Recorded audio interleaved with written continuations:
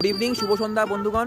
দেখতেই পাচ্ছ আমি রয়েছি এখন চণ্ডীদাস বিবেকানন্দ অ্যাথলেটিক ক্লাবের যে মণ্ডপে প্রবেশ করবার জন্য যে প্রধান এন্ট্রেন্স গেট, সেই এন্ট্রেন্স গেটটার একদম সামনে লাইটসের কাজ কিন্তু চলছে, টেস্টিং হচ্ছে। দেখতেই পাচ্ছ খুবই সুন্দর লাগছে।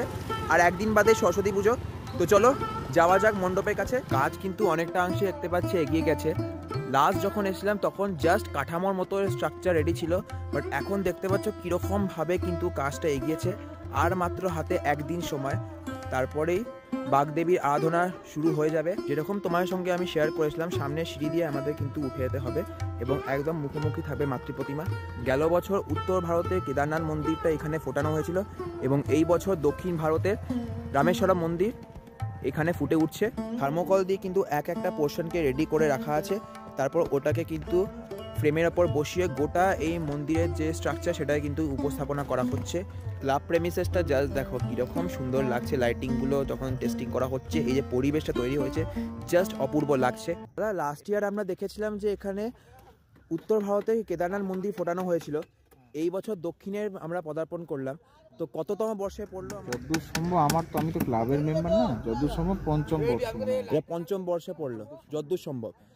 এবং কখনো নর্থ হচ্ছে, কখনো সাউথ, যেমন এবার আমরা সাউথে পাড়ি দিয়েছি। তো এইবারে মাতৃপ্রতিমা কীরকম একটা কোনো চমক থাকতে পারে?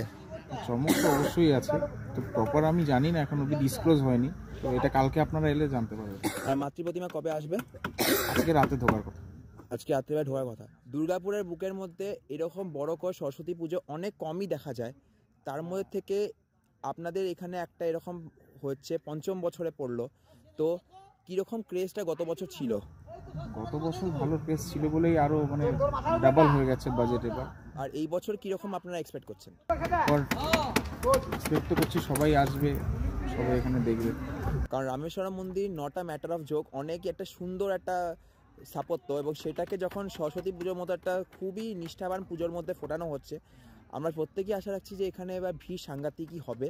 তো আপনারা কীরকম ভাবছেন? আরও কি পরবর্তী বছরগুলোতে আরও ভালো এর থেকে করার আশা আছে? নিশ্চয়ই আশা তো থাকবে, এই বছর রেসপন্স ভালো হলে ওনারা আরও বাজেট বাড়াবে, আরও হয়তো বড় কিছু করার চেষ্টা করা হবে। অসংখ্য ধন্যবাদ। এবং যেটুকু জানতে পারলাম, মাতৃপ্রতিমা আজকে রাত্রে ঢুকবে। তো কেমন লাগলো তোমাদের এই ভিডিওটা আমায় কিন্তু কমেন্টসে অবশ্যই জানিও। তো পরবর্তী ভিডিও দেখা হচ্ছে, ততক্ষণ জন্য টাটা।